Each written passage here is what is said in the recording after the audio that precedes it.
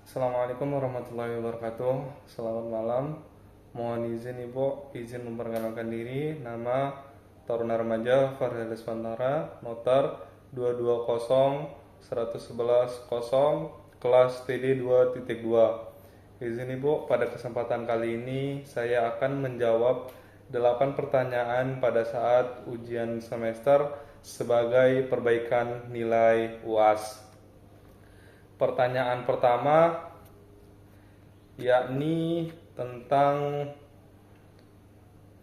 setujukah Anda bahwa konflik tidak selalu bermakna negatif, namun juga dapat bermakna manfaat yang positif? Jelaskan. Menurut saya sangat setuju bahwa konflik tidak selalu bermakna negatif dan dapat memberikan manfaat positif.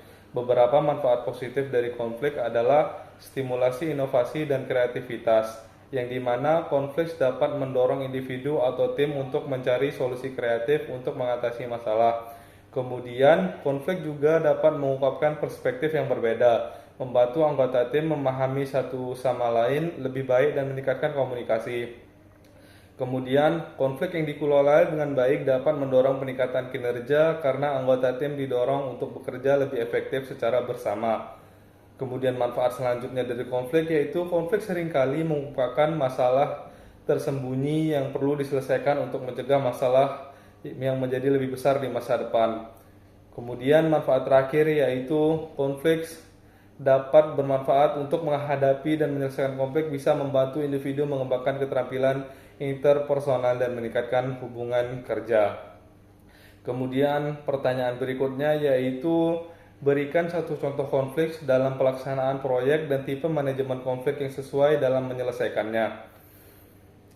Adapun contoh konflik yang ingin saya sampaikan pada kali ini yaitu contoh konflik dalam sebuah proyek IT, yang dimana tim pengembang perangkat lunak mungkin mengalami konflik dengan tim quality assurance mengenai prioritas perbaikan bug.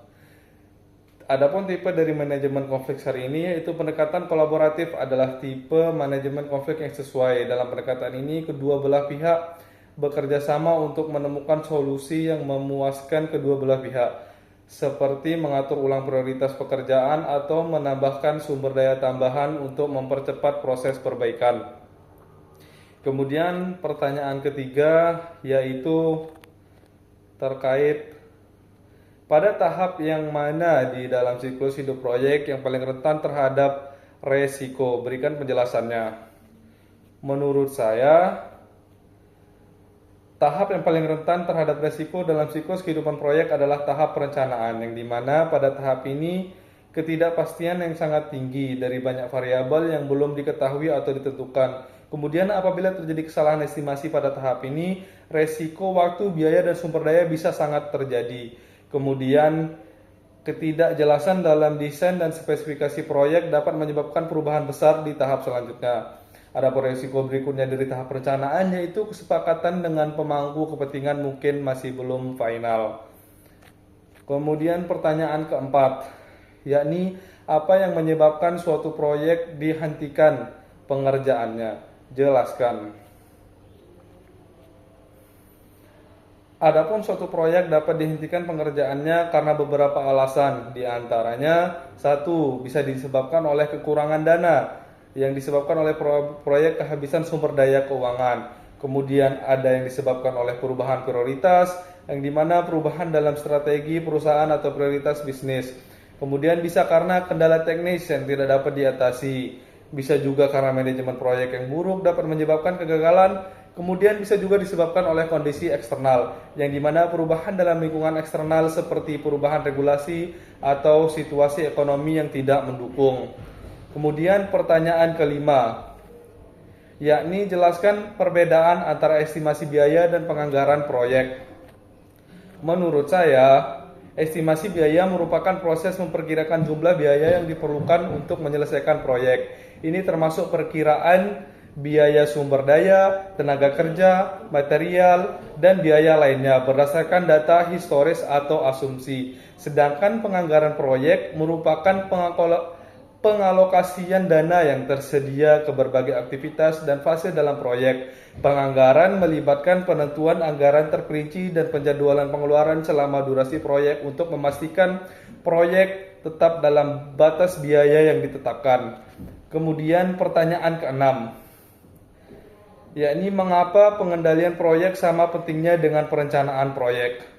Adapun alasan kenapa pengendalian proyek sangat penting yang sama dengan perencanaan proyek, yaitu pengendalian berfungsi untuk monitoring dan pengawasan, yang dimana pengendalian proyek memastikan bahwa proyek berjalan sesuai dengan rencana dan setiap deviasi dapat segera diidentifikasikan, dikoreksi. Kemudian pengendalian proyek melalui pengendalian risiko yang muncul selama pelaksanaan proyek dapat segera ditangani.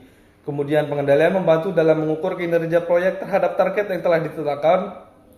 Kemudian pengendalian proyek juga dapat membantu dalam pengelolaan sumber daya, yang dimana pengendalian proyek memastikan penggunaan sumber daya secara efisien dan efektif. Kemudian pertanyaan ketujuh, yakni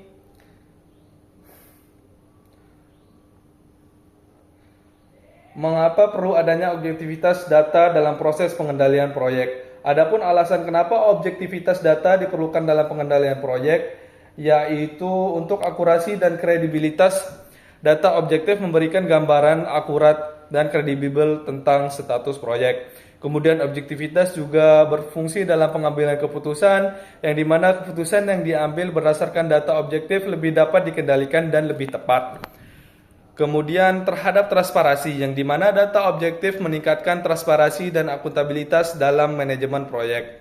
Kemudian untuk evaluasi kinerja, yang dimana objektivitas data memungkinkan evaluasi kinerja proyek yang fair dan unbiased. Kemudian pertanyaan terakhir, pertanyaan ke-8, yaitu mengapa pengendalian proyek dianggap memegang persentase 50% dari keberhasilan suatu proyek. Adapun alasan mengapa pengendalian proyek memegang 80%.